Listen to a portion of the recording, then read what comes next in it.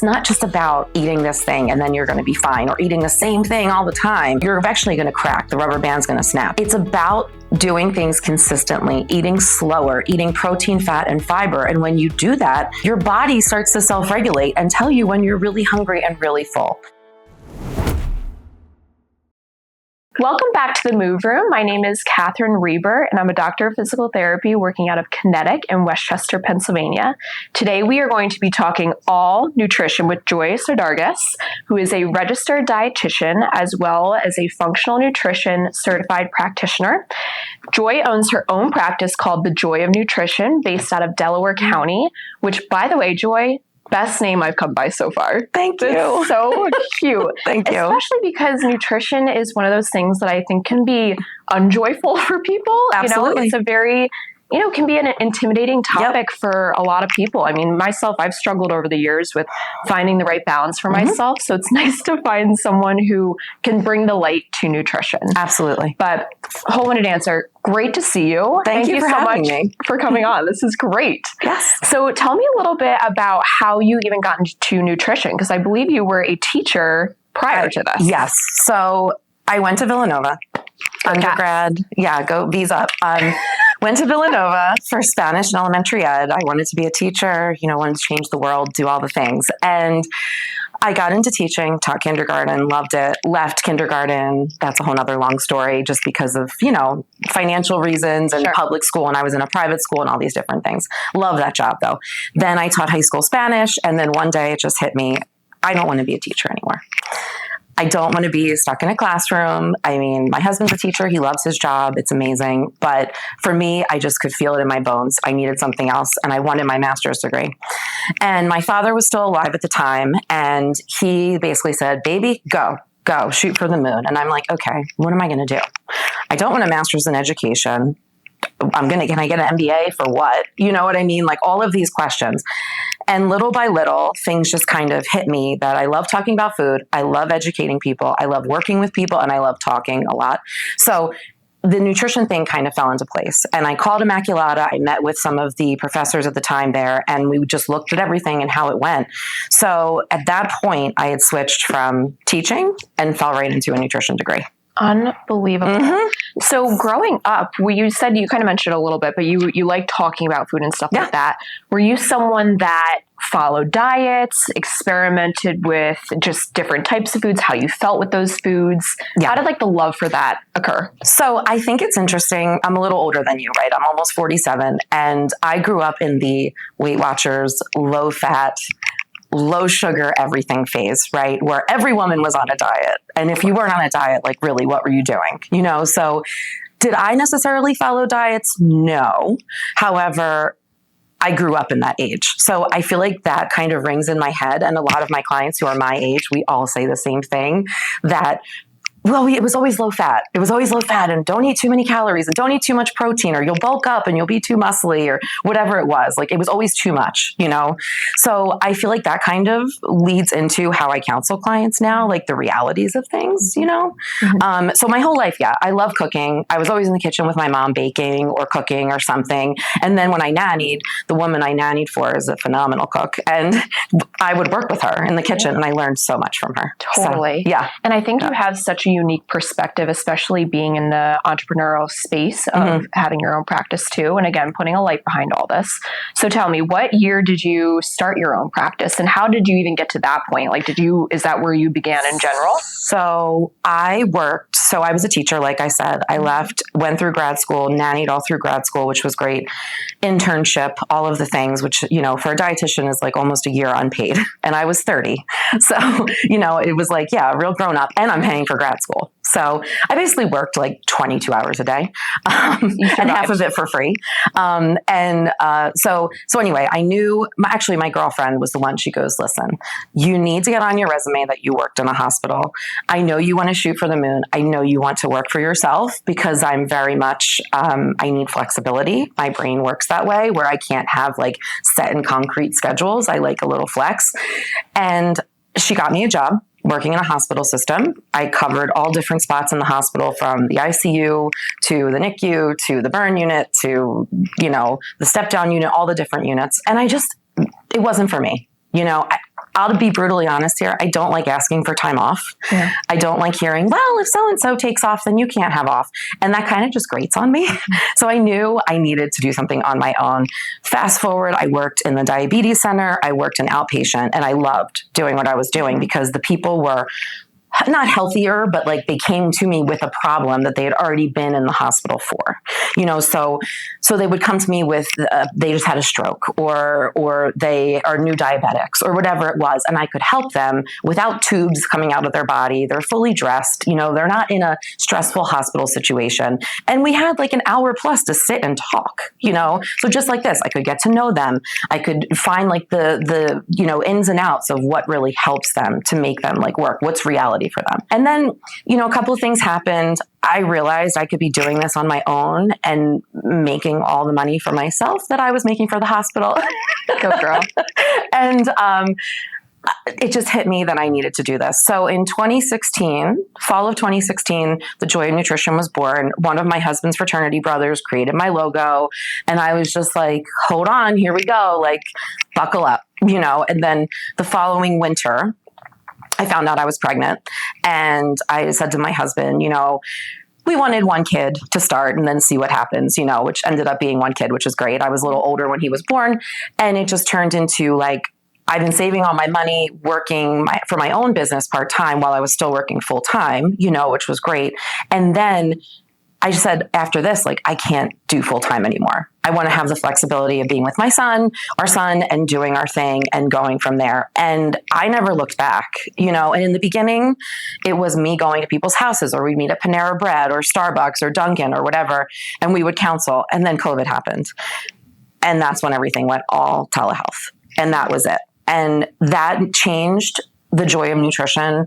And it changed how much I can do for my clients in such a better way. Mm-hmm. Because now I have time. Like today I took the day off to be with you guys, but normally I would have like a 9:30, 10:30, 11:30, 12:30, 1:30, where if I'm traveling from Radnor to Springfield to Ridley Park to Media, I'm not seeing all those clients in one day. So now it's like next. And it's just fantastic. And it's nice because a lot of my clients can see me on their lunch break, or they can see me like right after they drop the kids off from school before they start their day, or whatever it is, or in the evening, maybe their kids are young, so they can't leave them home alone, but they could see me on the computer while their kids are playing Legos or I don't know, video games or something. Right. It's just the flexibility is, again, I love flexibility. So it's amazing. It seems like it's so much more of an efficient model to be able to do live your life, right, be with your kids, and also be able to cater to your clients as well. Correct. And just, I feel like for any type of, whatever realm you're in, whatever business you're trying to start, sometimes you do have to go through the BS of like learning what's not working for you. Absolutely. To understand like, this is what I need to be the best clinician I can possibly be and be able to provide these services. Right. And I don't see people, I don't have to give needles or, take blood pressure and things. So I don't really have to have somebody in an office. And my clients, sometimes, new clients are a little weary about, but what about and I say, listen, I used to be a teacher. I promise you are going to be well prepared. You will have emails, you will have text messages. You can always text me with follow-up questions. I promise you will be fine. I have a lot of clients and they've all been happy and we're okay, Totally. So, yeah. And going back to when you were working in the hospital, I was thinking about this on my way here, honestly. I feel like that is such a hard realm, honestly, for any healthcare professional to be able to work with people. And God bless the people that do it full time and love it. Like, you guys are the best, because it would be hard for me. Yeah. But I was thinking, especially from a nutritionist or a registered dietitian nutrition standpoint, it's got to be hard to individualize the program and have the follow-ups. Yeah. And, I'm sure sometimes it is, just like here's kind of the recommendations. Yes. But it's a lot easier to go through the individualized plan when you're in an outpatient setting. Well, and also, let's be honest, it's my practice, so nobody is governing over me, right? Yeah. If we want to talk about things that are completely in left field, we talk about things completely in left field. Sure. And I'm very good at gauging where my clients are, and I always meet them where they are. I don't instill all of my beliefs on them. I listen to what they say. We could talk for hours about GLP-1 weight loss medications, but we won't. And how I've helped clients. Like I always say, like, if you want to stand on your head in your bedroom at 9 o'clock at night and eat carrot sticks, because that's the latest thing that you heard that might help you to lose weight, I'm here for it. I'm just going to tell you, like, I hope you don't choke, like be careful. Absolutely. But I think I love that approach because it gives people a sense of like, it's real. She's not, putting me in a corner saying like, don't do this, don't do that. You're kind of giving people a little bit of strength to like make their own decisions. And it's the 80-20 rule. I can't tell you never to eat a cupcake. I can't say never eat a slice of pizza. Like, what is that? Like you only get one shot at this life, man. Absolutely. Have fun. It's true. I was thinking about it too. So I went to Pitt for physical therapy and for my program, and I did a rotation in the inpatient setting. And again, we worked with registered dietitians. I work with OTs, but it was one of those things where we'd walk into the room, and I mean, the patient has full right to be like, I don't want to see you today. Yeah. And I get it. When you feel so yucky and you're like you don't dressed, want to do it. Right. Yeah. And you may have a bedpan, you're tired, you're not in your best state. Correct. I get it. You can totally say no. And legally we have to say like the benefits of why we're here, and maybe they change their mind. But at the end of the day, they can say no and we walk right back out. Right. So I always say to people, I love what I do in the outpatient setting because people are physically they're here for a reason. Driving here. Even if you're like, they don't want to be here. Yeah. They're driving to come see me. Yes. They're going on the internet to talk to you via telehealth. Correct. Like they want to get something out of it. So this leads me to my next point. So what is, because I think there's a lot of misinformation on social media specifically, on TikTok, on Instagram, Twitter, X. What is the difference between a nutritionist and a registered dietitian? Good question. So this is what I always tell folks, right? To get those letters behind my name, MARDLDN, and then the IFNCP that's a whole extra thing we can talk about. But to get those letters behind your name, that is a lot of schooling. That is a lot of the state watching over you, making sure that you're doing the right thing, being registered with them. That's continuing ed credits that we have to have a certain number every single 5 years, which is just constantly staying on top of like, what's next? What book am I reading next? And I don't have a ton of time to read. So it's like, what am I doing? It better be for continuing ed. So it's all of that. And like I said, that's an unpaid internship. That's a heck of a lot of schooling. And now, I got my master's at the time just because I already had an undergrad, but now children, or I should say young adults who are going through this degree program, they have to have a master's. So you have to have you get your RD and then you have to go back for that other year to finish with your master's. Now, every dietitian is a nutritionist. So yes, some people get upset when people call me a nutritionist. Technically, that's not downgrading me. I am a nutritionist. The RDN stands for Registered Dietetic Nutritionist, right? However, not every nutritionist is a dietitian, and that's a big deal. And also, dietitians can take health insurance, which I do. Dietitians can kind of like broaden their scope and like dig a little deeper than just a nutritionist. Somebody can take one nutrition class and call themselves a nutritionist. Somebody can sell product and call themselves a nutritionist. And I'm not saying that you have to be a dietitian to have valuable nutrition information. Quite a few people that I follow and love are not registered dietitians. They're biochemists, they're podcasters, but they have good info and they've dug deeper. Now, do they have the credentials? No. Do I think their stuff's valid? Yes. So you just have to be careful, because there's a fine line. And a lot of like personal trainers also like to call themselves nutritionists. I don't tell people not to do it. I just say, do your research. Absolutely. I have a minor in nutrition for exercise and sport. So you're a nutritionist. From the University of Connecticut. I am a nutritionist. I am not a registered dietitian. I remember graduating thinking I am the nutritionist now, but you can give nutrition advice. I don't know a ton. I really don't. So that's why you're here, because I'm going to learn a lot.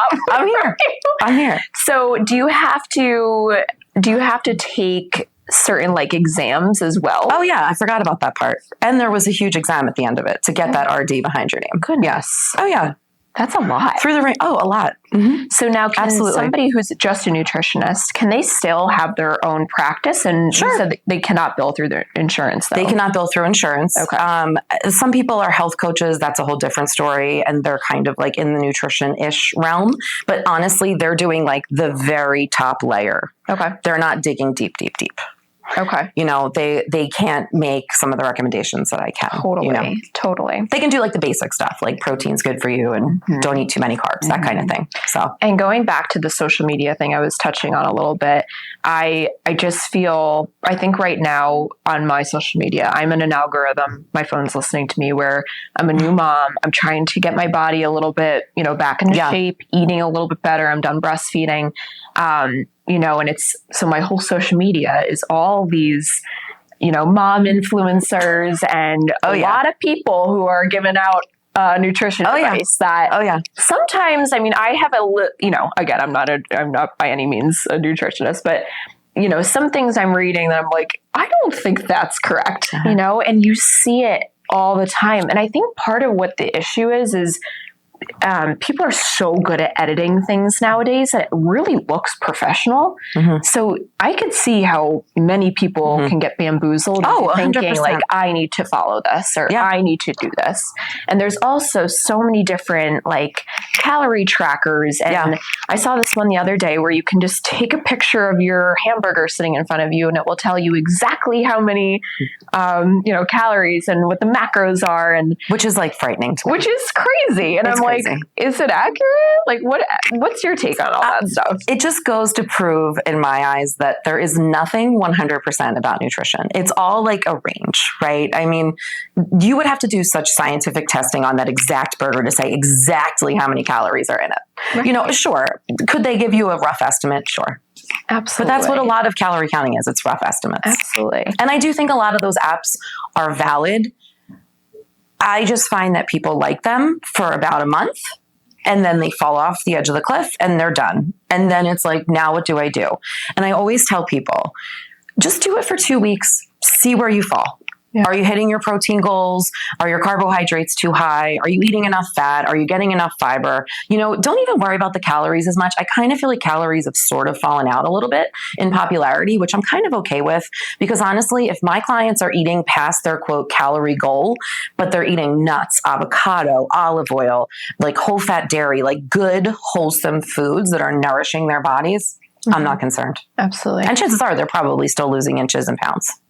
Or whatever their goal is, to feel fuller, to feel better, balance blood sugars, whatever it is, I've also noticed again, my whole feed is mom influencers because I'm mom, but I've noticed, there's people that will go on and almost like gloat or brag about, I had my baby 6 months ago and I dropped 60 pounds. And it's like, okay, great for you. It may just be your body composition, but also again, PT in me is like, what? Something's going on here. Right. Right. What is happening behind the camera? It just makes you red flag, hold up the red flag. And I think it's also interesting where we're at in our society too, because I think we went through a period, 5-10 years ago where we were, really focused on people being comfortable in their bodies. Like, it's okay to be the normal weight that you are. You don't need to be itty bitty like people were in the, the 90s, you're 2000s. Skinny doesn't mean that you're healthy. And I think it's starting to unfortunately trend back to like the itty bitty. Like that's the thing that young kids and, female and males that are wanting that, but because of the GLP-1s, so what's your take on some of that stuff? I'm sure we could go. We could talk about this for hours. I do agree with you with the quote, itty bitty, like skinny person is trending back in again. And I do think it's because of the GLP-1s. And unfortunately, it's because of some of the people that have always been an influence in our lives, Hollywood, and they're just doing it. And I will tell you, I have a lot of clients on GLP-1s, the orals and the injectables. And it's interesting to me because when I say the word, and I had a client last week and I said the word about GLP-1 and her face dropped and she goes, "You're not recommending me to take one of those." And I said, "No, what I'm telling you is that your body makes its own GLP-1.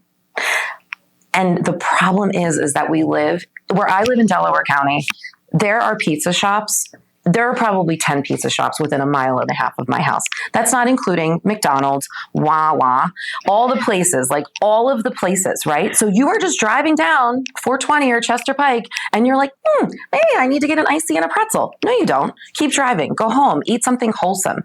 So I feel like we just live in these food oceans where there's just food everywhere, and people don't they don't know what they don't know, right? So they don't know how their body works. And that's a big part of what I explain to people. I'm like, it's not just about eating this thing and then you're going to be fine, or eating the same thing all the time. You're eventually going to crack. The rubber band's going to snap. It's about doing things consistently, eating slower, eating protein, fat, and fiber. And when you do that, you stimulate your own GLP-1. And guess what happens when you do that? Your body starts to self-regulate and tell you when you're really hungry and really full. Now, with all due respect to all my lovies, it's fine that they're on it. They want to be on it. That's their choice. They want quick weight loss. And listen, I am not a tiny person. I understand it would feel lovely to lose 20 pounds in 3 to 4 months. I do. But unfortunately, I just don't know that it's all totally realistic. I'm happy for them. I work with them. We're working on, enough protein, making sure they're getting good nutrients when they're not hungry, because they're often not hungry for long periods of time, and that kind of freaks me out a little bit. And it's also some of the things that doctors are saying that just, I don't know, just eat more protein and you'll be fine. And I'm like, it's that, but it's also other nutrients and enough energy for your body. And also you have to lift weights. If you're on these, you have to lift weights if you're on a GLP-1, because you will lose muscle. And I've seen it happen, unfortunately. And I think that's what's scary. I think there are many people out there that are taking these drugs because people are getting it from other places, not the classic companies, but they're not doing it correctly. Like you can totally take it and then all of a sudden lose all this weight. But if you're not doing the proper stuff, like you said, like there's you don't have the groundwork that goes into it. Yep. I mean, all of a sudden you're getting osteoporosis and, when you're in your 50s, like no, thank you. There's a lot more that goes into it. And I think at least, your clients that may be on it, at least they're talking to you, right, and getting the proper education. Right? Yeah. And I have clients who have been my clients, right? I've been seeing clients on my own for like 9 years plus, right? So I have clients that have been my clients for a very long time. And they come to me and they're like, I think I'm going to do it. And I'm like, listen, fine. You've been my client forever. You know about protein. You know about your supplements. You know about this. And now you have to really work on scheduling in weight training. You have to. And you have to remember to yourself that when you're not hungry, you have to really gauge and see what you've eaten all day, because starving yourself is not the answer. It's terrible. Ever. Terrible. In any realm. Right. Absolutely. Right. So tell me, how does it work when someone schedules an appointment with you? What does the first day look like? What do the follow-ups look like? Just kind of take me through the process. So usually someone either comes to me from a referral from a doctor, or they call their insurance company or their friend. I get a lot of word of mouth referrals, which is amazing. Thank you, everybody. And then they text me, email me, they go on my website, fill out my Google form. And then it comes up to me. I usually send them an email or a phone call or a text, whatever they prefer. We go through their insurance, because I do take most health insurances. So I would say probably a solid over 90% of my clients pay little to nothing out of pocket to see me, which is amazing. Awesome. They don't know your insurance gives you preventative care benefits. And I fall under preventative care for a lot of the insurances. So we go through that, and then I schedule with them. I mean, I see people during the day when my son is at school, our son is at school. I see people in the evening, occasionally in the evening, like tonight I have evening appointments. And then I even do a couple weekend appointments, so I really do flex to fit my client schedules. And I have that ability, which is great. The first consult is pretty long. We're talking for over an hour, because I really need to know everything that makes that person tick. I need to know past medical history, family medical history, if they have lab work, if they take supplements, medications. It's not just about like, what did you eat in the last 72 hours? I need to know how you sleep, what stresses you out, what your job is, what your schedule's like, what your kids are doing. Do you have food allergies in your house? Like, I am seriously looking at like a crystal ball of everything that this person is, to say, okay, you're dehydrated, you need more protein, it's this, have you tried magnesium? And every one of my clients leaves my consult with their own set of goals. Very rarely are two clients the same, because even in this room, we all have different lives. We all have different schedules, different needs, so everybody has different plans. And then we're done talking. My clients always know. I say this to them. Not many people take advantage of it. They can always shoot me a text or an email if they need, especially in the beginning, right? Because somebody loads all this information on you and you're like, this is great. And then you're done. And you're like, what did she say again about that? What was I supposed to do? I'm like, just text me, on top of the info that I send them, of course. But I'm like, just shoot me a text. It's fine. I don't mind. My ringer is never on that phone. So I'm happy to look at the text. So that happens. And then usually with new clients, I like to see them like 2 to 3 weeks later. Gauge the person, of course, their schedule, whatever, how much nutrition information they already kind of have in their head, how much guidance they need. And then we meet again, follow up on those goals. A lot of times, 2 or 3 of the goals, they're still kind of plugging along on, water being a big one. My clients know how I feel about water. Joy has a massive water bottle that she brought in here with her. I thought she was going to fall over when she walked in. I'm a little crazy. I need a drink. I'm a little crazy for water. So they know, different things that we're working on. And I'm not one to say, take a ton of supplements at one time. Maybe I'll tell them start a little magglycinate, see how you feel, or a little vitamin D3 with K2, then see how you feel. Don't take everything at once, and if they feel better, they're great. We keep going, we add a little something, whatever it is. And we just keep going. So what does this look like? I mean, I'm sure it differs case to case, but are most people tracking meals? Are they not tracking meals? Are they going through the macros? What kind of approach do you take? So this is interesting because there is not one size fits all for this either, because I have a lot of clients, and I know this is a new thing for a lot of people that I speak to about this. I have a lot of clients who have gone through food trauma, or they've had not a diagnosed eating disorder in the past, but maybe they've been I hate saying obsessed, but over involved with a tracker or the scale or whatever it is. So asking them to track, instant trigger. Mm-hmm. And they're like, oh, no. And I'm like, okay, we're not doing it, So I just tell them, I want you to see how you feel. And one of the big things, and I know it was on our list of things to talk about, is I'm really big with taking things that people think are villainous or bad, like snacking, and changing it into something else, So years ago when I worked in the diabetes center, I had this client, and this is involving snobby snacking. I'll tell you how snobby snacking was born, because I need t-shirts that say I'm a snobby snacker on them, but I don't have them yet. They're coming. My husband always says, you need merch. But anyway, so I would buy it. Okay. I'll get snobby snacker. So what happened was this woman was coming to me in the diabetes center, right, where we're looking at blood sugars very closely, blood work, we're doing diabetes classes, all these things, right? And she was in love with those little road gold pretzels. Super yummy, pop one right in your mouth, right? What would happen was she would eat a handful of them, a reasonable size, because they were low calorie. Remember, this was 10 years ago, right? So this was still when calories were the thing, especially being a new dietitian. So they were low calorie. That was her thing. Well, she would eat a handful of them. Blood sugar would spike through the roof, fall down. And then what happens when you have a low blood sugar? More. I want more. Give me more. Yeah, that's my baby sign language. My baby's going, Yep. More. Yep. So anyway, I sat with her and we talked, and I said, look, you love your pretzels. I'm not taking them away. I don't take food away, by the way. I want people usually to eat more is what ends up happening. But the pretzels were raising her blood sugar. Then she would eat the whole bag. And I'm like, okay, well, if you had one serving, I don't know the exact number, but let's say they were 110 calories, right? Now you just ate 8 servings. You almost ate 1,000 calories of just pretzel with hardly much nutrition. I understand getting joy from food. I love food. It's fun. It's great. But let's see how we can make those pretzels work better for you. And that's when I was like, we need to just make them a little snobbier. We need to just put our nose up and can you eat some brie with them, or some peanut butter, or a beef stick, or a cheese stick, or something along those lines? Because when you add in that protein and that fat, what you're doing is you're having less of that spike in blood sugar, which then you get that spike in insulin. Blood sugar drops. Insulin kind of just hangs out. And insulin is the guy or the girl, whoever you are, that really holds on to weight, and it causes cravings, and it causes all of these issues with our liver and cholesterol. And it's really important to balance those guys out.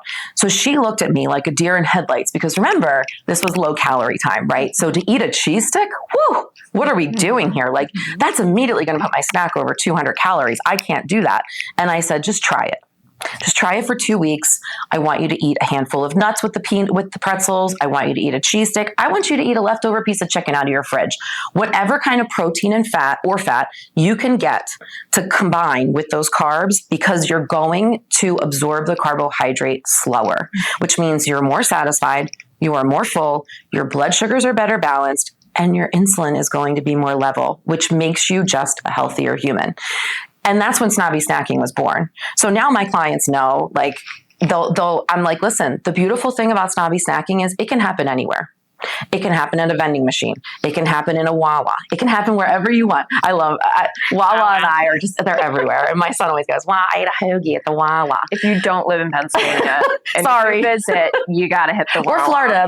There's a couple Wawas in Florida. Or Jersey. And Delaware. So anyway, so people love Wawa, and that's fine. But anyway, so I just said, you can go into the Wawa and you can walk to that middle kiosk. You can get yourself an apple and some hard-boiled eggs. Boom. You're satisfied. You're getting good carb. You're getting good protein or fat. And you're feeling great and you're full, instead of grabbing the double soft pretzel and a Coke, that are just going to spike you through the roof. You're going to crash down and you're going to end up at home shoving everything in your face because you are at level 0. And that, my friends, is danger zone. So this is genius. Everyone at home, starting right now, they're going to be snobby snackers. I mean, this is thank you. So smart, though. Thank you. I'm even thinking about, like, if I have a bagel with cream cheese, I feel like I eat that and I'm like, I'm still hungry, and I feel like I just ate a massive bagel. Like, why am I not satisfied right now? Yep. If I eat a breakfast sandwich, which in my head is like a heavy meal, I feel great after. Correct. I'm like, I can go for a walk, but I think it's because that bagel or that bread is working for you. I've added the egg. I've maybe added like a little bacon. I maybe added a little sausage, maybe a little cheese. Yes. I've added in the protein. I've added in a little fat, and I have the carb to go with it. But again, 100%. In my head, I'm like, that's a really heavy meal, but frankly, I'm full until well later into the day. Like maybe I'll have a light lunch or something like that. Whereas if I have the bagel, I'm like, all right, now I feel like I need something else. My body's craving something else. Yeah. And unfortunately, when people do something in the morning, like a huge stack of pancakes with syrup, which, don't get me wrong, I love a good pancake, right? And I love real maple syrup. But if you do all of that carb load first thing in the morning, you will notice that all day long you have cravings. You're kind of like dipping out. You're like, oh, I'm tired, because your body just had this rise in blood sugar. Your mitochondria is overtaxed. Your energy levels are basically just down the drain, and the best thing to do is just to go to bed and restart tomorrow. Let your blood sugars come down, let your insulin kind of hopefully regroup, and just start over.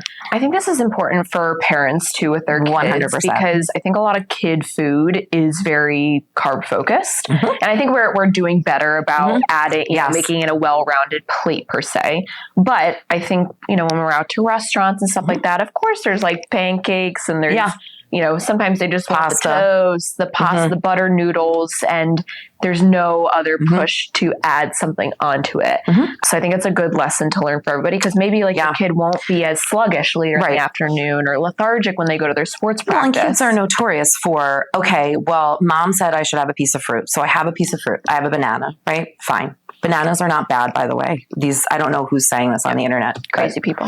If it grows from the earth, I'm sorry, I'm never going to say it's bad. Right. So they eat a banana, then they eat cookies, then they want, chips, then they want pretzels. And this is like my life. I live this life, right? And I'm like, whoa, like you've had a lot of carb. You have plenty of energy now. This is what I say to my son. You have plenty of energy, but like, what did you eat that's like an anchor in your belly? Meaning like what really fills you is what's like feeling full in your belly. And for me, that includes protein or fat. I have to have that protein or fat, because if I just eat a bowl of fruit, sure, it feels really great. And I'm happy that I ate this bowl of fruit.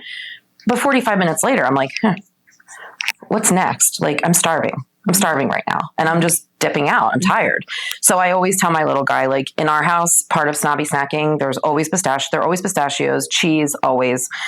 There's usually some sort of hard boiled egg or like deviled eggs or egg salad or tuna salad or something that's easy for an 8-year-old to grab, right? Beef sticks, like I always have Chomps or Kirkland Costco brand beef sticks in my house because they're just easy and they're like 10 grams of protein, right? So like that's great for him to have, or even a protein bar occasionally, here and there if he wants it. But I just feel like when you have those things, I kind of call them like anytime snacks, because another thing when I work with parents, which I work with a lot of parents and kids of like picky eaters and all different kinds of people. And when I work with them, I say like, if you open your refrigerator, depending on how your fridge is, mine's the one that has the 2 French doors. If you look on the right-hand side, like there's a little shelf there, like a 3 or 4-year-old can grab that. Like, why don't you put anytime snobby snacks there? Like if it's close to dinner and they're hungry, put grapes and cheese sticks there. It doesn't matter if they eat grapes and cheese sticks before they eat dinner. It's still good. You know what I mean? Like they're not eating candy. They're eating real food. So put those there, put yogurt there, put, cottage cheese, whatever it is you think your kid might like. And then they're like, oh, never thought about that. I'm like, yeah, then they can just go. They don't have to bug you for something to eat. They can go and get their food and keep moving.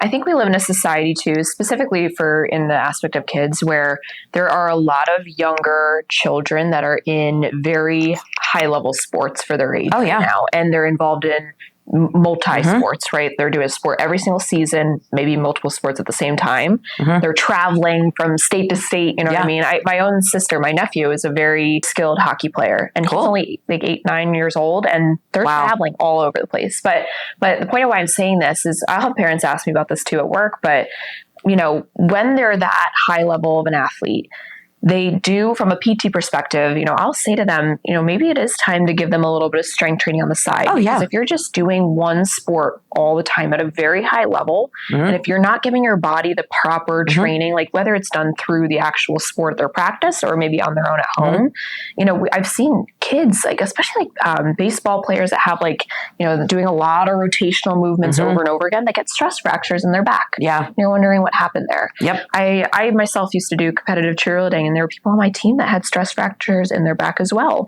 just from the repetitive motions going way too much on a growing body, way too much on a growing body that does not have the primary support from the muscles to be able to hold it. That makes sense. Even from a nutrition standpoint, same thing. Like, how are you going to support those growing muscles and those growing bones as they're going through such high levels? Right. I'm not really talking about the kids that are in like a one rec sport. Those are fine, probably just doing that. But I'm talking about the kids the high level, in really high level stuff at such a young age when they're still primarily developing. It's a big deal.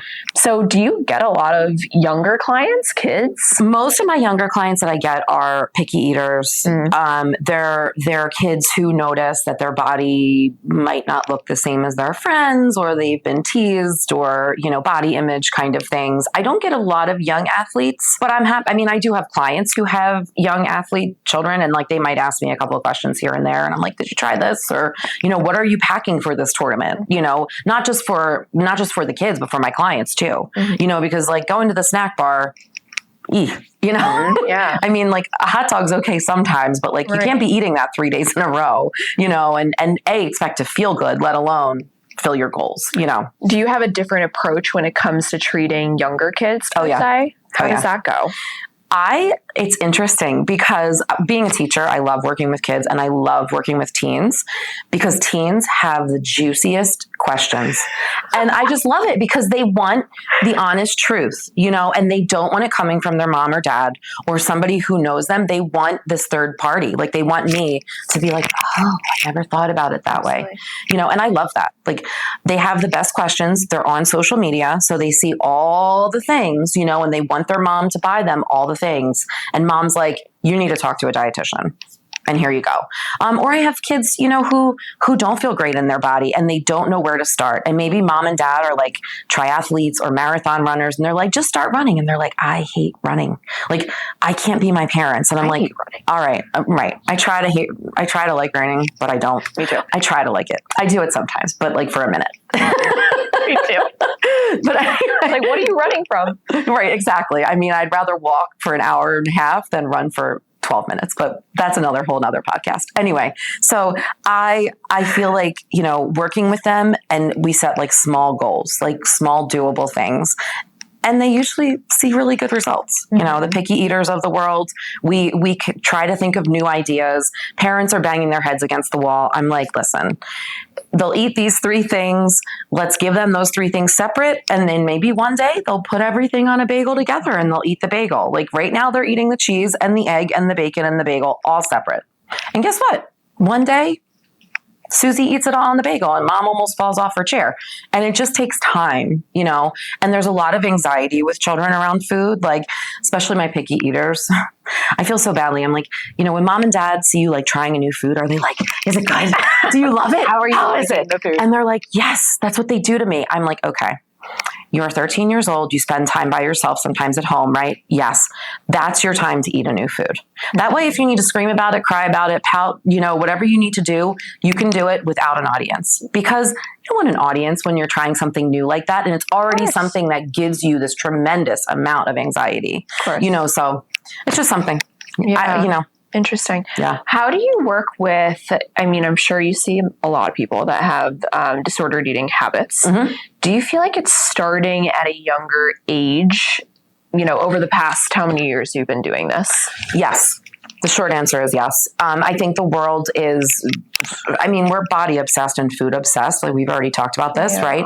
And I just think that these kids see their parents doing these things, and it's no fault of the parents. They want to be healthy. They want to be fitting in their genes or whatever it is, but it's a very fine line between what mom and dad do and what's okay for the kid. Mm-hmm. It doesn't mean like, let's open the snack cabinet and everybody has like this, crazy party in the snack cabinet, but it can't be like mom isn't eating, for weeks at a time for whatever reason, and everybody else is eating dinner. And I see a lot of overcompensation too, like where a mom or a dad might have had a really like tough childhood and maybe like food was restricted and different things. And now it turns out to be like, sure, go into Wawa and buy all the candy and have fun. And I'm all about fun. I'm all about ice cream and having a good time sometimes, but like that can't be all the time. And then the kid suffers because their body grows accordingly, and they're less athletic and they feel bad and they just don't feel good in their skin. So, yeah. I read a book a couple years ago about intuitive eating. And basically my take on the concept was to not restrict yourself per se, and to essentially just, if you want the donut, have the donut. If you, you want the salad, have the salad. If you only want half, have the half. Basically, like, eat whatever you want. And that way you won't have that desire of, if you restrict yourself too much, of course, you're going to develop the cravings, right? Rubber band's going to snap. Right. Mm-hmm. Who does this work for and who does this not work for? Because I can imagine this being one of those things where, like, yeah, it's great for a certain group of people. Yes. But it does not work for the other group of people who may be. This healthy at every size thing, it probably ties in. So you asked me about like disordered eating, right? Generally speaking, a lot of people have disordered eating and food guilt and all of that kind of thing. So eating a snack like that ties in directly with snobby snacking, because I will tell my clients, listen, if you're at a birthday party and listen, in Delco, there's always a pretzel tray and you really want those pretzel nuggets because they are yummy, and I'm not denying that. Make sure that you have something with protein and fat beforehand. So go to the charcuterie tray or whatever, have some cheese, have some nuts, have some pepperoni. I know it's high calorie. I know it's high fat, but it's better for you than just eating 12 pretzel nuggets. Mm-hmm. So I feel like I sort of lean into that like intuitive eating thing, but with a loose leash, because the problem with just saying eat one donut is then you go into a store and it's, well, now it's buy one, get one free. Or it's, it's $2.50 for one donut, but if I get 4, it's $6. Like, you know what I mean? It's like all of these discounted things. The supermarket, they're marketing, that's what they do. They want your money. Absolutely. So they don't necessarily care how we turn out in the future. They want our cash. I get it. But that's a problem, and if people are doing the intuitive eating sometimes and listening to their body, it ties back in with like our own GLP-1, where I feel like people have just eaten way too fast. They've eaten with a lot of guilt and like, I shouldn't be eating this. So let me just get this in real fast and then nobody will know I did it. Mm-hmm. But you did it, so like it all ties in together. And like, if you want the donut, sit down, just like your granny would, with like a pretty plate and your teacup, and have the donut and move on. Like, it doesn't mean you blew your whole entire diet plan or whatever you're on. It doesn't mean that, your life is over tomorrow. You're still going to be here, hopefully. That donut isn't going to wreck you. But I think that with intuitive eating, people have certain folks have taken it with the floodgates are open, and that's not what intuitive eating means. And they miss that chapter, right? And I say this because the general public just doesn't know what they don't know. Right. And when I tell people this, they're like, oh, that makes sense. Like, yeah, if I go to a birthday party and the cake looks really good, I'm having a slice of birthday cake. If it doesn't look that great, I'm not eating it. Totally. Me too. Like, believe me, my neighbor brought over cupcakes from Terminese yesterday because it was his daughter's birthday. I was like, oh my gosh, these are like one of the best cupcakes ever. And I had part of one and it was delicious. And then I moved on. It was just like, I didn't really think twice about it. No, like I had eaten a good breakfast, lots of protein. And then I was like, I want to have a half a cupcake because they're like this big, So I had a half of a cupcake and it was lovely. Whereas some people, again, like you said, it's the food guilt where that half a cupcake ruins their day. They're like, I have to run 3 miles tomorrow. Food guilt is rough. Food guilt is very rough. But I think like what you said too, it's people don't know what they don't know. Right. And I think that's why I just love podcasts in general. Yeah. I love that this has become a thing for our society because the whole point of them, for most of them, is educational based knowledge, right? Yeah. Knowledge is so powerful and in any realm. And I think just having a little bit more intel of like, it's okay to have that. You're not going to gain 3 pounds just from that. Right. And if you do, it's probably like water weight from something else, It's virtually impossible to gain like 3 pounds from eating one donut.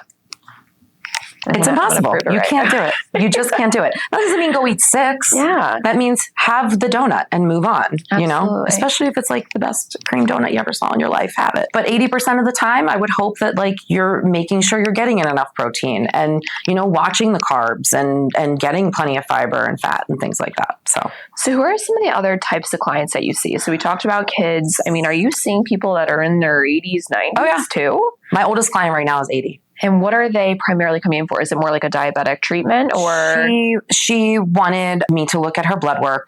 I think she had a little blood sugar. I'm not totally 100% remembering. She had a little bit of blood sugar issues. So we balanced those out, snobby snacking. I worked in the diabetes center. I'm all about, blood sugar and insulin and things. And then she just wanted accountability, which a lot of my clients want. They want somebody that's like, hey, Joy, I did this. And I'm like, sounds good, girl. Thumbs up, gold star, kick butt, take names, that kind of thing. So they want that. They want somebody that they can vent to who is not someone that knows them personally and saying like, you're never going to do that. I'm like, sure, try it. Why not? Like, I don't know what you're capable of. You can do anything. You can recreate, or someone who doesn't have the knowledge behind all this. Correct. They want me, right? Like somebody who has the knowledge, who has the experience, that kind of thing. So, and then I have really like the mainstay of, I guess, the bread and butter of my clients are that like 35 to like 55, 60 age range. They're usually busy parents or, they've been doing the same thing over and over and over again and get like minimal results, and they just want to change. Or they've gone to the doctor and they've seen like, whoa, why did my cholesterol go up 25 points in the last year? What happened? Why is my A1C trending up? And we just really sit down and stamp it out. Like, what is going on? What have you been doing consistently that's making this happen? Are you stressed? Are you not sleeping well? Are you not exercising? Are you eating cereal all day, every day? I don't know. It could be a million different things. Then I do have more serious clients. Like I have clients with major pancreatic issues. I have clients who are uncontrolled diabetics, people who've had strokes, people who, have really, really tough digestive issues and things like that. Like that's a lot of trial and error. And talking about different diets and things to cut out or add in or whatever. Do you work directly with other physicians or even just other healthcare professionals in general to help someone reach their goals? I mean, I'm happy to work with their doctors. Yeah. There are a few doctors that, Dr. Matt, he was on your podcast. He and I have worked with plenty of clients together.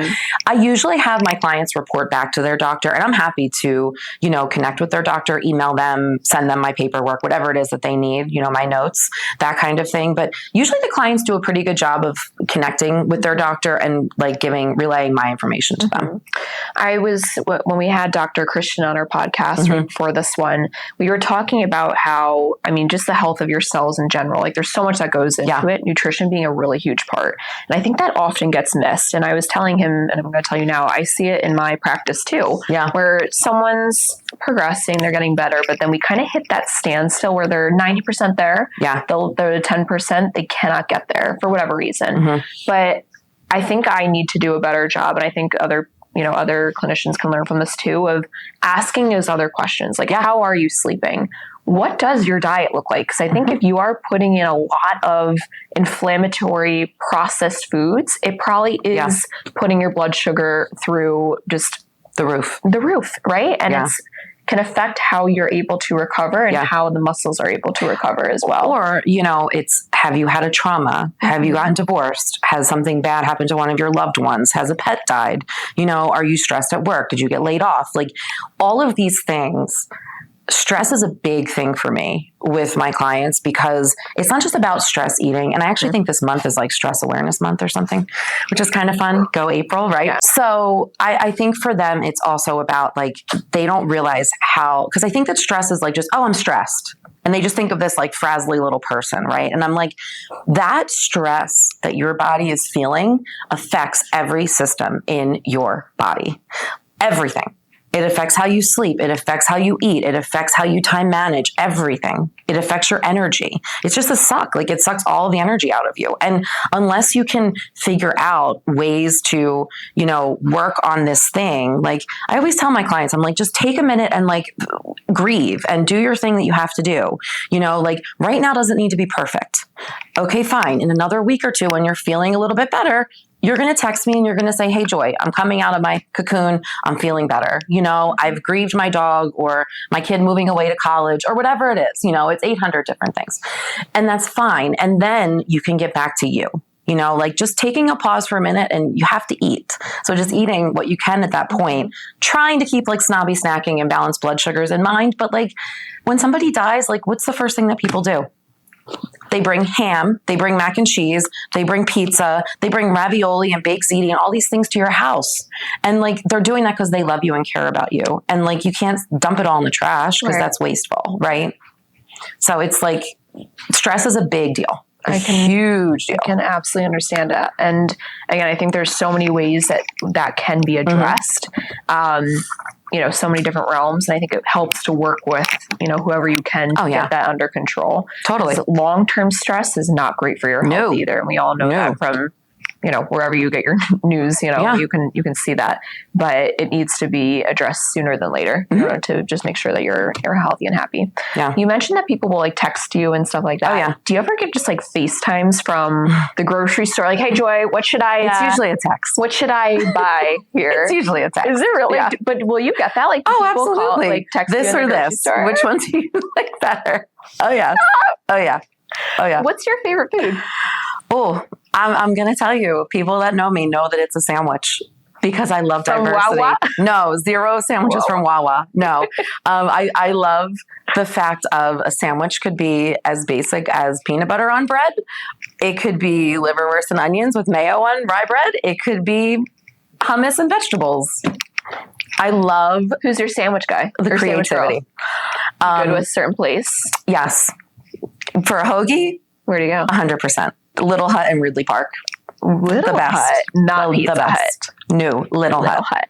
And I have a theory about hoagies, and my family will, when they hear this, will crack up. I have a theory that places that don't deliver usually have the best hoagies.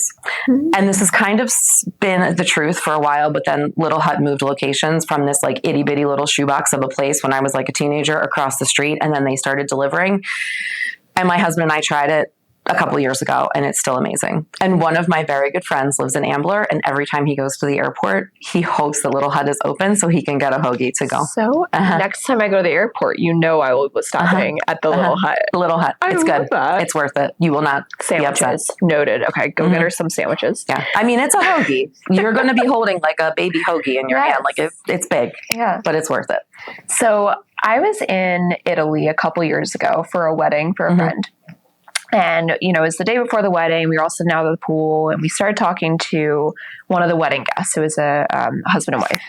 And the wife had gotten up. She was in the pool. And we started talking to the guy, and he said, yeah, we're here for the wedding. It was like his niece that was getting married. And he said, yeah, we're actually looking to move to Italy. So like, we're going to be spending the next few weeks here to like search around for a house. Yeah. We're like, that's so great. So random. They're from like New York. And he said, yeah, we're going to move here. And he started going into this whole story about his wife, and she had been diagnosed with cancer. And I think it has been extremely devastating for him. And just to, help her cope with her. He cannot understand why. And of course, there's many issues with cancer in terms of how it comes on. But a big thing he kept reading and learning about and researching about is, of course, environmental factors. Where we live in the United States, we have a tough time to control, right? I mean, you can do it the best you can, but at the end of the day, our fruits, our vegetables are getting exposed to lots of different toxins, pesticides, things like that. So the reason they are looking to live in Italy is because he is fully convinced, and again, done his research, that in Italy, they're not exposed to all those different things. And frankly, I got to tell you, I studied abroad in Italy. I've been there many times for vacation. I can eat a full week's worth of pastas and all this stuff. Of course, I'm walking too, but I feel the best I've ever felt. Everybody says that in Europe. In years. So what is the deal? And what is wrong with what's going on here? This is a lot of a question. I like this question. You didn't put this on the list. I did not. I actually tell this to a lot of people because, again, I think there's a lot of differences in terms of how our food is prepared. And just in here generally, we have so much processed food, even with, and we'll get into, I have a lot of questions about protein, but even with like the protein craze right now, there's so many foods that are not necessarily like a chicken breast, but we've got the milks, we've got like Dunkin' Donuts protein Doritos coffee that are the Starbucks with the cold foam with protein. It's just all synthetic and not natural, right? But what's your take on this? Okay, so let's talk about the Italy thing. A lot. Sorry. The Italy thing, there are a couple of reasons that I think you feel so good. And I actually have a lot of clients who are celiac and or gluten sensitive that go to Italy. Not necessarily the celiacs, they stay away from the pasta, but my gluten sensitive folks who get eczema and all different kinds of issues from gluten, right? They go there and I tell them, I say, listen, don't eat pasta morning, noon, and night, Monday through Friday, but like have a little bit of pasta, see how you feel, on a night when you're not going to go out afterward, maybe you can go back to the hotel just in case there's a little GI upset, So I know for a fact the food is just closer to the source. They're using less sketchy oils. They're not using food dyes. They're eating more natural, close to the source foods. And that's what it is. And I'll tell you, my gluten sensitive people, they go there and they eat pasta and they're fine. Yep. They're fine. I've heard that too. I've even heard like with the alcohol from that realm, you could be on a wine tour, drinking a couple bottles of wine and you're like, I feel pretty good. I don't have a headache later. I'm not feeling drunk. Maybe they're a little tipsy, but they're not as drunk as they would be if they were and they don't feel bad the next day. Right. Yeah. And it's very interesting to me. And I ever since that man told me that story, I mean, all of us girls were sitting there like, what? We're all moving to Italy. Yeah, we're like, cancel everything. I'll find a PT job in Italy.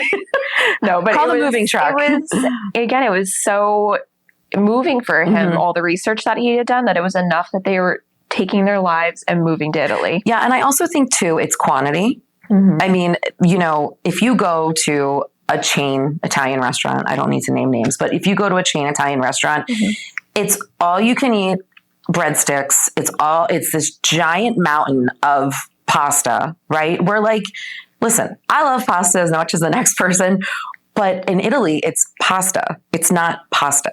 It's this serving of pasta and you're enjoying it. And they're very passionate about their food, where they're not just slamming like fast food at you. It's real food. Like they're taking pride in their food. I noticed too, which is a big deal. Yeah. I noticed, I was in Florence when I studied abroad, and I noticed too, no matter if it was a fancy restaurant, little restaurant, no matter where you went, you were encouraged to stay for as long as you wanted. Right. Whereas again, in the United States, it's like, how can 30 minutes, get out of here. See as many people as possible in this restaurant and make the most money. Yeah. Which is, you got to do as a business. But from a health perspective, you sit, you enjoy your little pasta, you take your time. Whereas usually you see people in restaurants here just shoveling it, right? And then they're out. They got to go to their next meeting or their next kid's soccer practice or they're disordered whatever it is, right? We don't take our time with food in general too. Hence why I could see why you don't get that feeling of fullness too, right? You're just kind of looking for the next thing. Hence why you need to do snobby snacking. Well, that, and also like, how about this? Like, just take a bite and chew your food and slow down and put the sandwich down or put the fork down and chew and breathe.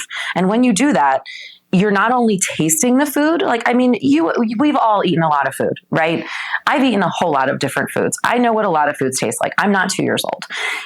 I can imagine what a peanut butter cup tastes like. You can imagine what a cheese sandwich, like, it's good stuff, right? But I still have to take a bite, chew the food, let my brain realize that I'm eating to talk to the rest of my systems. And the slower and the more peaceful that you are with your food, the more accurately or efficiently, that's the word I'm looking for, efficiently your GLP-1 in your own body will start to work, you know, and then it will help your body to communicate. Like, and you also let your mouth, the enzymes in your mouth and your saliva do what they're supposed to do. I mean, digestion starts in your mouth. And if you're not chewing your food and you're just chunking it down, cue the reflux, cue the IBS, cue the running to the bathroom, the bloating, the gas, all the problems. It's not okay. And I mean, we're all guilty of fast eating sometimes, believe me. No one is perfect with this, but like, I don't need you to be like, you know, 90 minutes for one meal, but just put your fork down, you know, not next, because that's danger zone. And that's a big habit that parents give to their children. And then they feel overfull. So we talked about this a little bit earlier, but just going back to like the marketing again, I think a problem with what's going on with the United States and just obesity in general. I think, you know, like you'll go to the grocery store and it's like $3, $4, $5, right, of all the donuts, or, you know, just all, you know, all the cereals are half price, right? Like the sugary cereals. And I think this also goes along with supplements, because that's another thing that I feel like I keep seeing everywhere. You know, someone's come up with the newest form of a supplement, or you need to be taking this in order to build any muscle. Can you talk a little bit about supplements / do you encourage that for people? Oh, absolutely. I mean, I think, you know, the general American diet is lacking. And I do think, sure, are there some folks who eat plenty of fruits and vegetables, salmon, tuna, eggs, you know, all of these foods. I do think there are some folks, but the general person walking on the street is not. So there's a doctor that I follow on Instagram, and honestly, his name totally fell out of my head right now, but he said it perfectly, that like somebody had asked him, do you take a multivitamin? And he said, I take about 3 bottles a year. And I really sat and thought about that for a minute. And I was like, I like that, because basically that means like he's taking 2 or 3 a couple times a week. You know what I mean? Like, he's not taking something every single day. He knows that if he's on vacation and maybe not eating as well as he normally would, he'll take a vitamin. Or if it's flu and cold season, or if my son comes home, you know, with a runny nose, I'm like, oh, like, let me take an extra something. However, I will tell you, and my clients know this, that I am crazy for magnesium glycinate, and I am crazy for vitamin D3 with K2. Those are like, and I say I will take magnesium glycinate for the rest of my life because it's been an absolute game changer. What does that do? So it helps with my stress response. It helps with anxiety. It helps, I don't get migraines personally, but it helps my clients with migraines. Some folks who have trouble sleeping, it helps to calm them at night. I find, especially being a mom, it's kind of like you're standing at this brick wall and you're like, oh my gosh, I have all these things I have to do. Like, how am I ever going to get over this wall? And magnesium's like, take this brick and work on this. You got this. Like, you're going to be okay. I need this. I'm telling you, it's a game changer for me. So, and I've tried to come off of it because I understand, like, do we really need supplements? You know, that's always a question in my head. I've tried to come off of magnesium multiple times. If you have any sort of stress in your life, everybody does. If you drink coffee, if you drink alcohol, all of those things will pull magnesium out of your bloodstream. And when magnesium levels are trending low, anxiety levels are high. So like if you go on vacation and you're like, oh, I'm going to be on vacation, what stress am I going to have? Well, you're not eating your normal food. You're not sleeping in your normal bed. You're in another country or wherever you are. All of these things are stressors. Airplanes are stressors on our body, right? Then add a little alcohol in there.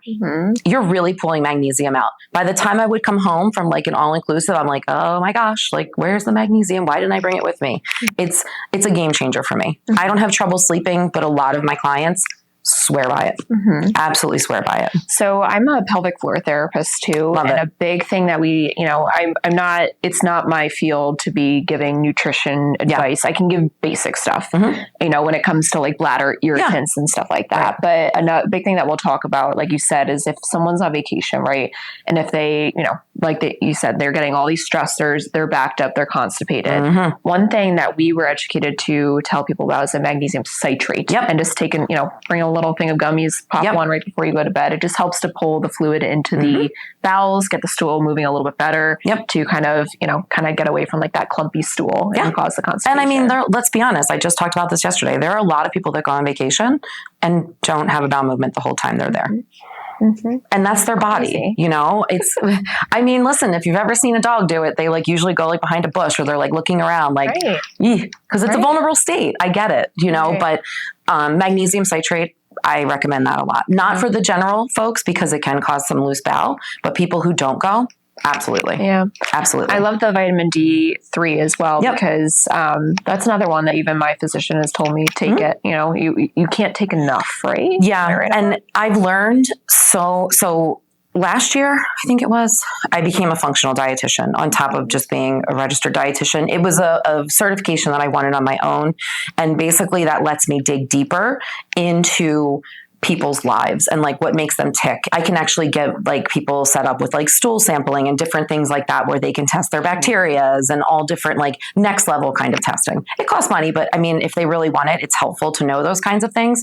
But I remember 100% listening to this man talk on one of the podcast things that I had to listen to or whatever for the certification. And he said, if you get your vitamin D tested and it is less than 50, you need to supplement with vitamin D. And really keeping that number right around 50 is like the good spot because that means you're cutting cancer risk. It means you're helping regulate blood sugars, which ties in with my whole blood sugar, balanced body kind of thing. And it's also, which we've all known, good for your bones and your teeth, right? Add in the K2, which is one of the most underrated supplements in my whole world. And this guy was speaking about this too. That's helping with the calcification that might be in your soft tissue, arteries, heart, muscles, getting that out to bind with that D3 and get to your teeth and your bones. Okay. Let's do it. Our pediatrician, even for the baby from day one, especially when we started doing bottles, he was like, just get a little liquid version of vitamin D, especially because a baby, we're slathering them in sunscreen. They're really not getting in the sun enough. And you just want to put them in a good position. Like, again, it's not going to harm them at all. Right. Just throw it in their bottle, So I've been doing that ever since he's been born. And I mean, I think that super high doses of D can be dangerous, of course, because it is fat soluble. We have to be careful. However, when they have a good vitamin D reading, depression, all of those types of things. I have a lot of clients who've been put on antidepressants, 26 years old, crying at their work desk. I don't know what's wrong with me, Joy, blah, blah, blah, blah, blah. I've gone through therapy, all these things. And I'm like, can you please get your vitamin D tested? Vitamin D is 11. An okay number as far as lab values go is 30. I really want my clients closer to 50 or even 60. She starts taking vitamin D. She gets off the antidepressant. Unbelievable. Isn't that crazy? Like sometimes it can be those little... It's a big deal. I mean, depression is chemical imbalances, right? That's what's happening in the head. And it is one of those things that maybe like getting your blood work done can go such a long way. If there is something so basic missing. I mean, rather than being put on antidepressants for years and years and years, which I have friends that have been like that, Yeah, and that's just what they do. Right. And it scares me. It does. Sure. Well, and I mean, if you're over the age of 40, if you've given birth, if you've nursed a child, if you live in the Northeast Pennsylvania, which I'm all for of those things, vitamin D could trend low, so why not get it tested? Get it tested and see what's going on. And then you can go from there. So. Gotcha. Yeah. Are supplements things that you typically see people on, like they need to be on it for the rest of their life? No. Or is it pretty temporary until maybe blood levels start to come back up? I mean, it really depends. Like I joke about magnesium, but I will take magnesium glycinate pretty much every day for the rest of my life because I do love it. And I own a business. I have a child. I'm married. You have all these things that come at you, organizing and doing things and what's for dinner. I don't know, like just stupid things. But I need to feel calm on the inside. So that way, when those things fire at me, I don't feel like that 900-pound gorilla on my back. Like, what are you going to do next? It definitely takes the fight or flight feeling down for me, which is vital for all of the systems in your body. So to be calm, to have good rest, like to be able to process things slower and not feel constantly on like edge, you know. Do I think that folks always need a probiotic? No. Do I think they always need an iron supplement? No. Like, I think that there are certain things that can be temporary. For sure. I mean, like, you know, mag citrate is not something you're going to take forever and ever and ever. Right. And it's also situational. You know, like if you go on vacation, take your mag citrate with you. When you're at home in your own privacy, your own little powder room, you might be cool. You know, you don't need it as much. But I think certain things like that are situational. Some vitamins might be more like, if they make you feel good, they make you feel good. Exactly. You know, old Joy 10 years ago would have been like, vitamins, who needs vitamins?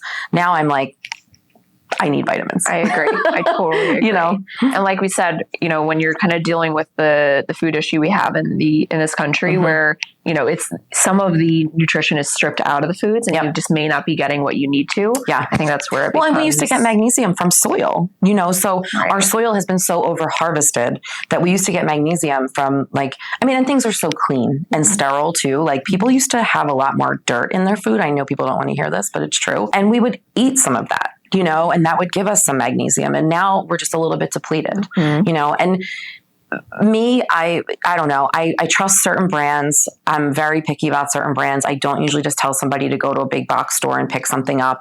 Clients actually send me a lot of supplements and they're like, what do you think about this? And, you know, there's some stars who create supplements, and some of the Hollywood people are better than others. It is what it is. All right. I want to talk about protein. Yeah. Let's talk about protein. Because again, this is such a big subject these days, and I feel like it comes with a lot of truth. Oh, yeah. And I'm sure there's a lot of things that I'm reading that are just not true at all. Right. So first of all, and I'm sure it's different from person to person, but what is the range of protein that we're looking to get? I've seen some studies that say, you know, way more than I'm actually thinking. And then, you know, the social media influencer that's telling me like 10 grams. So what is like a good range? So I don't like blanket statements. However, I can say this wholeheartedly from all of my experience. Generally speaking, women do not get enough protein. And I don't know where this stems from. It could be something from 40 years ago. I don't really know. You're going to bulk up if you eat too much protein, or men need more protein or whatever. However, most of my women, I would say, are eating well below what they need. Right. So that's where a tracker comes in handy, right? Because I'll say like, okay, we'll track what you're eating for 2 to 3 weeks. Let's just see. Let's see. Calories, fine. Like, let's see what you're doing on your carbs and your protein and fiber and fat, right? They come to me. Let's just say the tracker says they should be eating 110 grams of protein, right?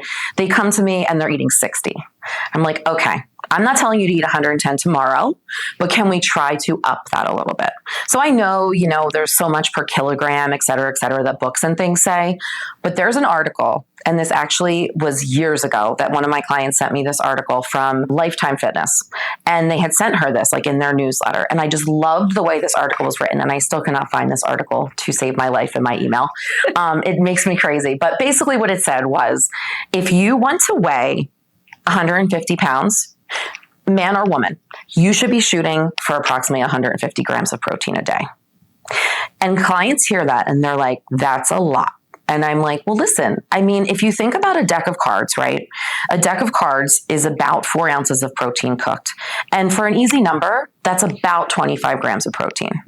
And that's, I mean, about, like, salmon's a little less, beef's a little more, chicken kind of is right around there.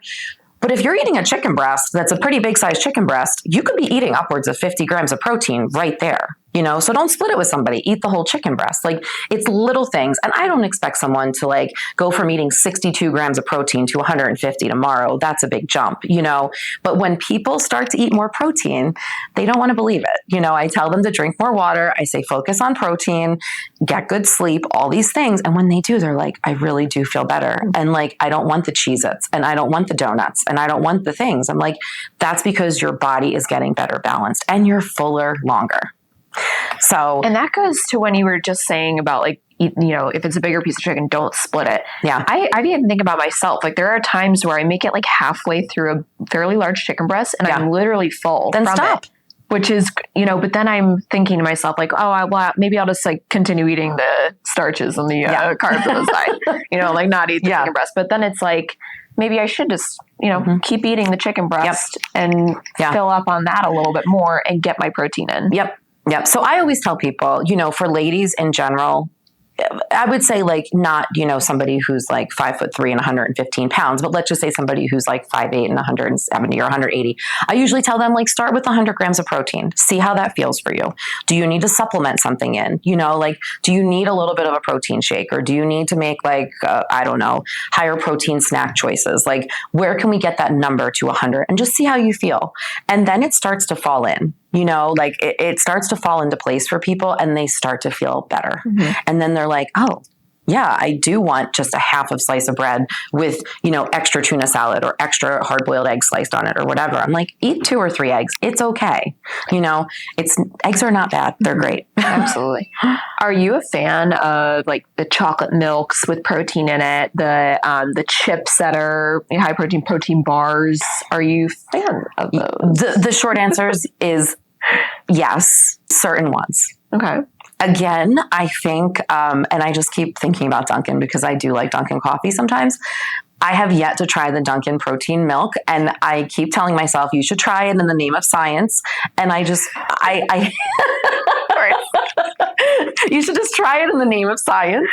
And I just know that I'm not going to like it. Like, I just know I'm not going to like it. I can't put my finger on it. I think it's probably going to have a funky aftertaste, and maybe I can be proven wrong. I don't know, but I just feel like I'm not going to love it. So I think protein is getting a little out of control. I see a lot of interesting things out there, like high protein popcorn.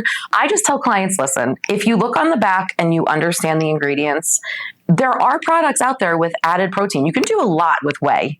You can do a lot of interesting things. If you want to try it, then by all means try it. But I don't think it's something that should be like all of the time, like especially the folks on the GLP-1s, right? Like some doctors will tell them, oh, just drink protein shakes all day. I'm like, listen, a protein shake's fine here and there. Like if that's going to fill in the space, or if you notice you haven't eaten anything, then sure, have one. But that can't be like, that's not vegetables and rice and meat. Like, you know what I mean? It's a supplemental thing, So for someone that's exercising, is there a certain time that you suggest someone, eat a carb or eat protein? Should they do it before? Should they do it after? When is it most readily available to your muscles, do you think? I find that everybody differs in this situation. I have a lot of clients that get up early. Which we didn't talk about water yet, but they drink their water first thing in the morning, which is like a must for the joy of nutrition. And they go to the gym and they feel great, right? Then I have other people who feel like absolute garbage if they try to work out on an empty stomach. It's all about the person. I do feel that within 30 minutes after doing a heavy workout, like if you're doing something high intensity or you're at the gym and you're using your muscles, right? Your muscles are using glucose for fuel. So you do need to replace some of that glucose. That doesn't mean like, let's go eat, a huge something. I worked with a mom who had a bunch of kids that played soccer. And I was like, honestly, one of the easiest things to give them after a game, because they're always starving, right, is like one of those chocolate milk boxes, because the chocolate milk is a good little dose of carb. It has some protein, it has some fat, and it fills them for a little while before you can get them home and get them dinner. And it replenishes what they've kind of lost, sort of, kind of. That was something I did learn in my nutrition for exercise, the 30-minute periods, like right after someone has done, especially if it's like a big sports game or something like that, hard workouts, about 30 minutes if you're after. Just going on a walk or something like a leisure walk. Or fine. like like an apple with a little peanut butter on it. A snobby snack. A little snobby snack, exactly. Because another part of that is that's when the blood flow is at its highest. So you're getting a lot of flow to those muscles that are recovering. Like you said, you have to get the glucose to come back up a little bit. And again, just give your muscles what they're craving, right? Like they need that in order to rebuild. Totally. Like as the muscles are tearing, which is what hypertrophy is, they need the components to be able to build back up again. Yeah. So I learned something in my classes. See? You're a nutritionist. Not a registered dietitian. That's right. Okay. You could be if you want. Talk to me about water. Oh, I'm crazy for water. Okay, let's talk about water. And everybody knows, like I joke and I say if I had a tattoo, and there will be stickers made of this, more merch, that it would say like, drink your water on my neck, like Post Malone or something.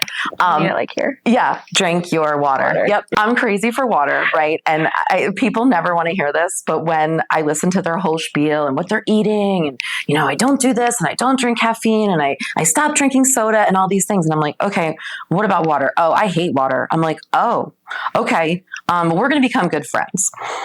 When people are dehydrated, They feel terrible. And you know why? Because they don't have fluid flushing toxins out of their body. Digestion is off. All of these things are off.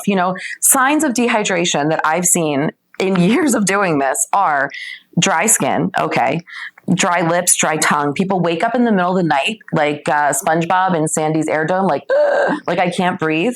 Sign of dehydration. Constipation, diarrhea can lead to dehydration. Reflux, all of these things, right? Usually people get thirsty when I talk about this. No, literally. And what I've also noticed is that people, and I was a teacher, right? So I couldn't just get up and go to the bathroom whenever I wanted. Right. So people who are chronically dehydrated want things because they haven't listened to their thirst. They want things that are going to give them energy. Cue the carbs, the waffles, the donuts, these high energy, quick carb things, because their body's like a temper tantruming 2-year-old. And it's like, well, you didn't listen to me when I wanted water. So now I want all the stuff. Go to the store, get me some Skittles, fire away.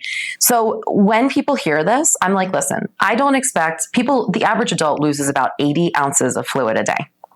And most of that is from breathing and speaking, which I'm sure you've heard in your health studies. That's tremendous. Mm-hmm. And I always tell people the whole time that you're sleeping, thankfully you're breathing, right? Maybe you're talking in your sleep. I don't know what you're doing. You might get hot. Women have hot flashes, right? All these things.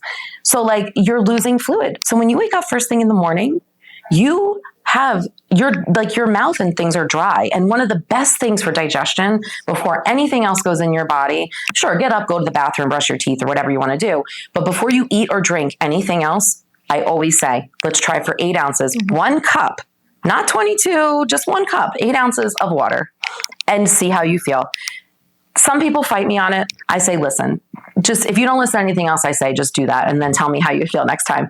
And then they come back and they're like, I feel so good. I feel so energized. Like my eyes feel less dry. My mouth feels less dry. I feel like I'm tasting my food better. I'm like, because you are. When you're dehydrated, your blood is liquid. Like you need water. All of these things to get these toxins out of your body. So your brain's thanking you. So yesterday I was talking to a client and I said, it'll be great to be on this podcast. I said, but Catherine has this list of questions and she goes, well, you're going to talk about water, right? And I said, you're like, I'm sure we're going to talk about water. Better talk she goes, because that's like your favorite thing. I was like, you're right. Well, when I saw your water bottle, I knew that this was going to be a topic today. Right. And people say, oh, I have reflux. I'm like, yeah, you need more water. Oh, I'm constipated. Oh, you need more water. I have this rare rash on my face. You need more water. So you'll love this. So I see people, of course, that have urinary incontinence, urgency, whole slew of things.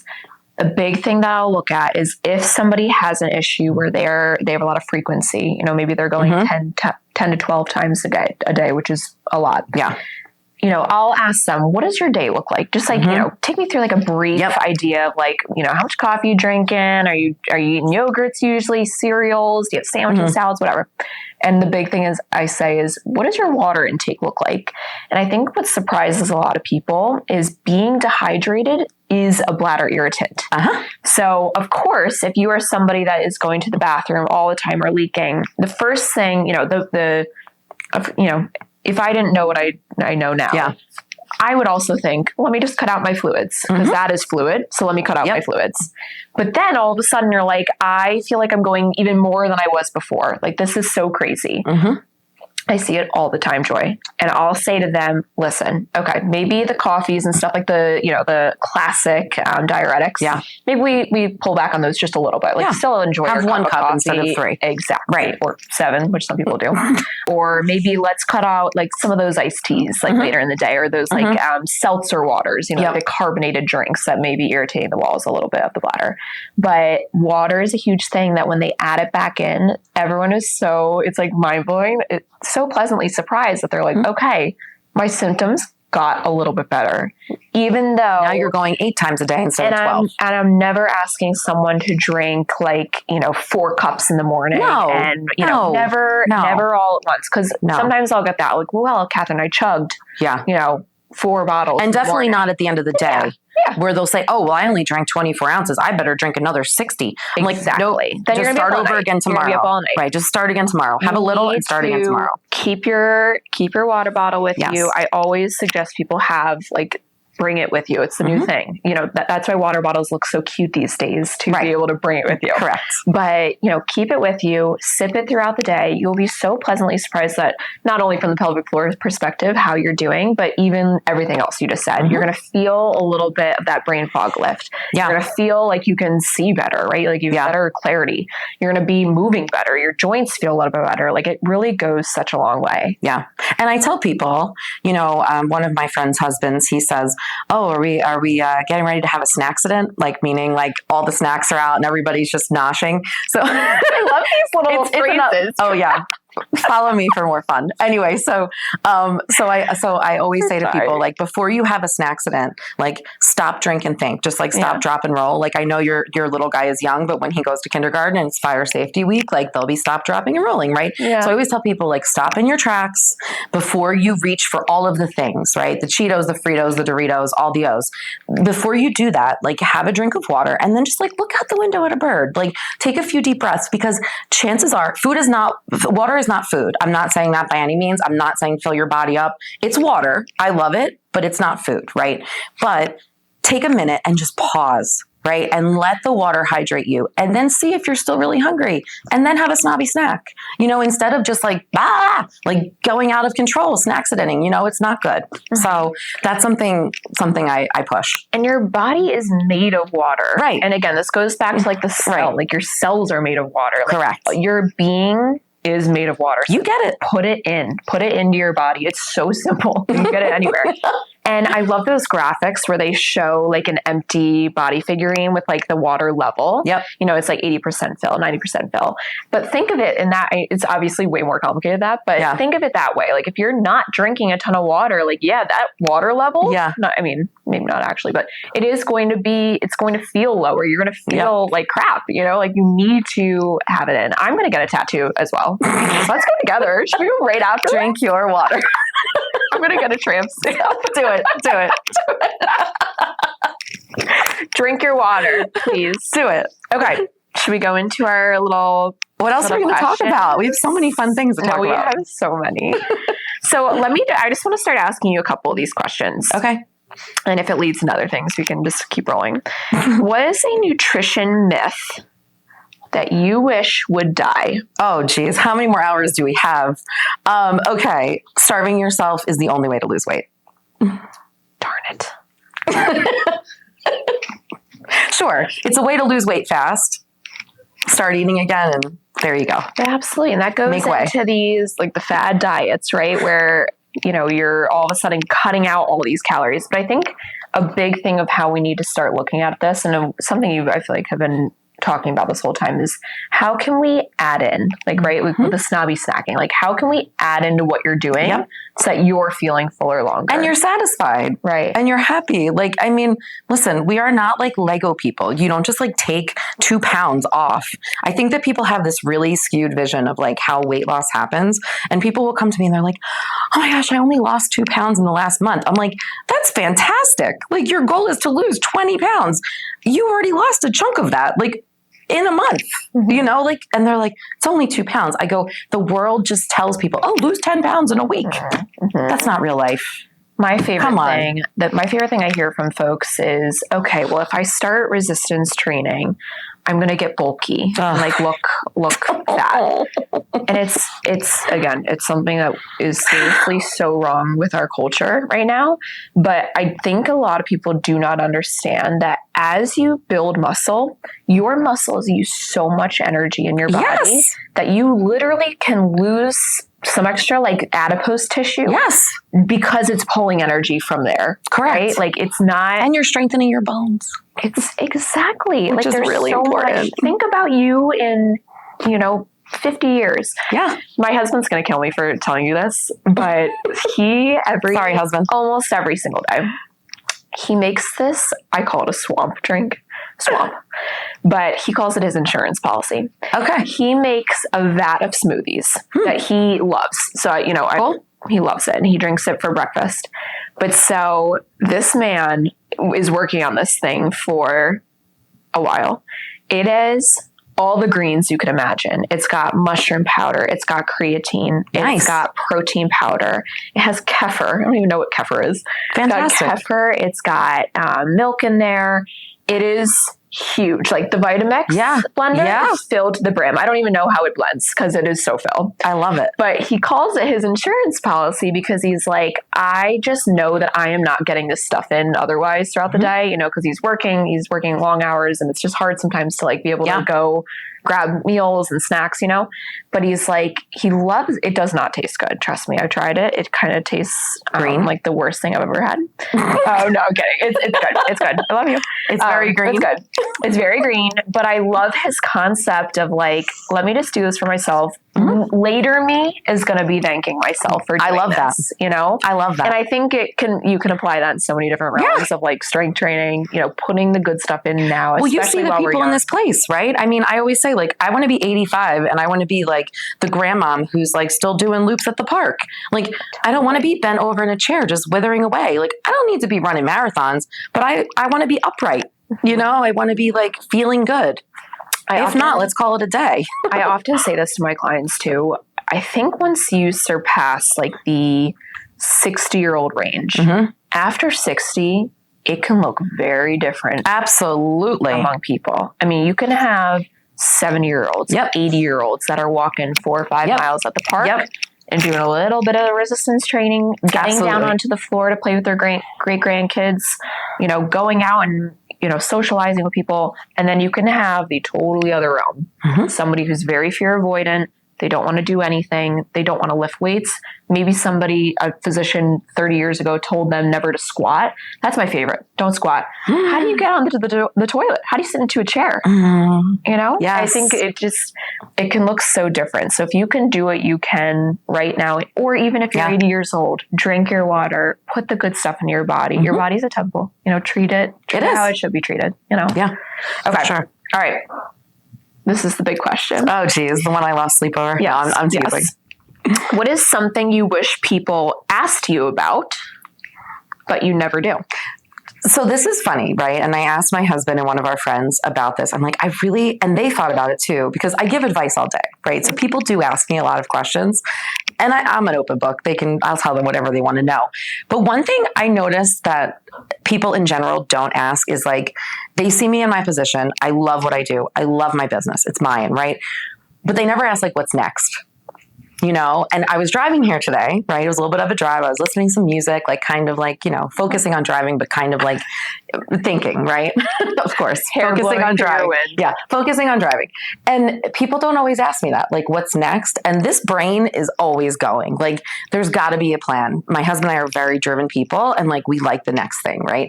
Always learning, always learning. So what's next for me is I plan on getting a couple more certifications, one in perimenopause and menopause. That's a big one. Yeah. Which it's because and I don't really, this could be a whole nother podcast. Like, I don't really want to get into it, but I'm hearing all of these mixed information coming to clients, and then they come to me and I know what I know, but I don't know enough to be like, yes, no, yes, no, yes, no. Or like, this is my sound opinion on this. Like, I always tell them, like, hormone replacement therapy. I literally picture a fence and I am on both sides of the fence because I've seen it work and I've seen all these different things, you know, for people. So I'm going to be getting a certification in that. I don't know which one's coming first. And then I also want to get a certification from Monash, which is actually an Australian company, in IBS and low FODMAP, which I do low FODMAP with clients. That's a whole nother story, but I do that a lot too. But that's something that, generally speaking, I feel like a large part of my population of clients have some form of IBS.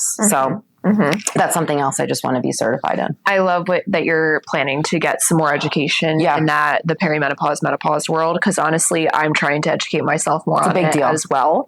You know, we just did a whole lecture with our whole company, actually, just talking a little bit about this and honestly, I've talked about it with other people that have come on the podcast, just their take on it, how they address it. Because I think it is getting talked about more. Obviously, it's been around forever, but it is. I think you know, how do we help people that are going through with all these symptoms? Because it's not just, the hot flashes or, you know, this, that. It is full body. It's systemic. It affects everything. And Absolutely. if it can be little changes to improve your quality of life, why are we not getting ahead of this? Yeah. And not everybody's the same. You know, just because Susie has hot flashes doesn't mean that Judy's going to have hot flashes. Totally. Not everyone is the same. Judy could have systemic joint pain. There you go. And not realize that it's connected to what's going on. Correct. And I think that's where the miscommunication has occurred. We're on the same page with this. I think that is also where, you know, I've talked to other physicians that said part of it is like the research has been way better, right? Yeah. It was one of those things that HRT was not the way to go. Now they're coming back and saying, okay, time out. Maybe that was not true. Yeah. But which is great. Like that's what research let's is evolve for, right? Let's change. Let's evolve. Right. Exactly. But again, I think from a nutrition standpoint, from a PT standpoint, there's so much that we can, you know, think about and address, right? I was actually just having lunch a couple days ago with one of my old colleagues that is in PT school now. And he, you know, I said to him, keep this in mind, you know, especially as a new PT, frankly, and I told Dr. Christian this too, I think I will be a new PT for the rest of my life. Like we always need to learn. That's kind of good. Because then you're always going to be fresh. Totally. I'm going to always be a new PT because I think there's always something for me to learn. But I said to him, keep it in mind, especially when you're treating the women who are in their 35 to 55, 60 range.